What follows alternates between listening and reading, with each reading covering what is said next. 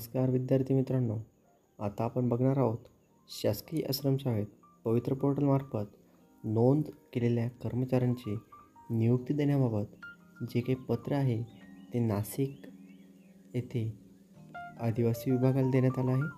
त्यात कमीत कमी 10 ते 11 दिवसापासून हे आंदोलन सतत आंदोलन चालूनसुद्धा जे कर्मचारी गट 3 व गट 4चे यांना परमनंट स्वरूपात नोकरी न दिल्याबद्दल आंदोलन हे दिवसेंदिवस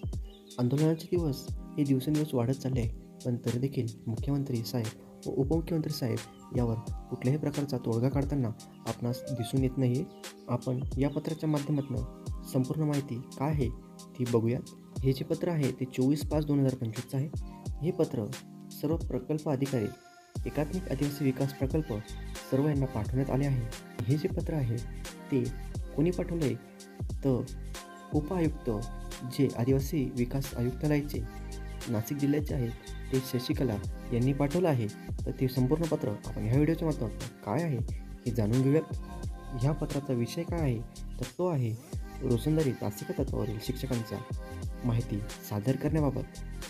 मग ते कोणते शिक्षक आहेत तर उपरोक्त विषयांन्वये कळवण्यात येते की आपल्या प्रकल्प कार्यशाळेतील 24-25 या शैक्षणिक वर्षापर्यंत शासकीय आश्रमशाळेवर तासिका तत्वावर कार्यरत पवित्र पोर्टल या संकेतस्थळावर वैयक्तिक माहिती भरली आहे अशा उमेदवारांनी विवरणपत्र दिनांक 28 जुलै 2025 पर्यंत आयुक्तालयास ईमेलद्वारे जी आपली सुस्पष्ट माहिती आहे ती सॉफ्ट कॉपी व स्वाक्षरी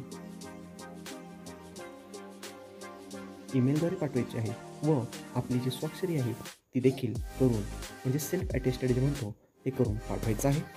तर यामध्ये कोणकोणती माहिती द्यायची आहे तर यामध्ये आपण बघा काय दिलं आहे.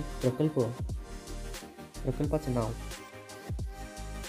तासिका तत्वावर कार्यरत असलेल्या कर्मचाऱ्यांची नावे, जे कर्मचारी आहेत सर्व कर्मचाऱ्यांची नावे ही एका फॉर्मॅटमध्ये लिहून व जर त्यांनी पवित्र पोर्टलला रजिस्ट्रेशन केलं असेल तर त्यांचा नोंदणी क्रमांक व कोणत्या तारखेला रजिस्ट्रेशन केलं पवित्र पोर्टलला ती दिनांक जी आपली ॲप्लिकेशन फॉर्मवर असेल किंवा आपल्याकडे दिनांकाच्या स्वरूपात कुठून ना कुठून असेल ती दिनांक, अशी आपली संपूर्ण माहिती ही आयुक्त कार्यालय यांना मेलद्वारे या मेलवर पाठवायची आहे. म्हणजेच या माध्यमातून त्यांना कळणार आहे की किती शिक्षकांनी पवित्र पोर्टलमार्फत त्यांची नोंदणी केली आहे व कोण कोण या नोंदणीसाठी बाकी आहे याचा संपूर्ण आढावा त्यांना ह्या तुमच्या मॅसेज किंवा मेलच्या स्वरूपात जो आपण आपला डाटा देणार आहोत शिक्षक बांधव त्यांच्या स्वरूपात कळणार आहे.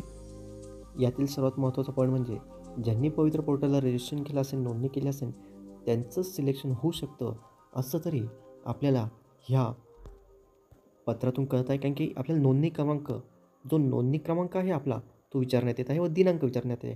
आपण जर नो म्हटलं, नोंदणी केली आहे का, रजिस्ट्रेशन केलं आहे का पवित्र पोर्टलला, आपण जर नो म्हटलं तर काहीतरी कारणास्तव असं म्हणायला नको, काहीतरी कारणास्तव आपल्याला यातनं बाद करण्यात येईल किंवा रिजेक्ट करण्यात येईल.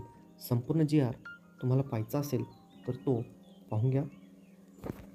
जो काही GR आहे तो संपूर्ण पहा. यात आदिवासी विकास भवन, पहिला मजला, नाशिक, जुनागड रोड, नाशिक म्हटलं आहे. त्यांचा जो कॉलिंग नंबर आहे तो दिला आहे, मेल ID दिला आहे, वेबसाईट दिला आहे. संपूर्ण माहिती या GRच्या माध्यमातून आपल्याला बघण्यास मिळत आहे.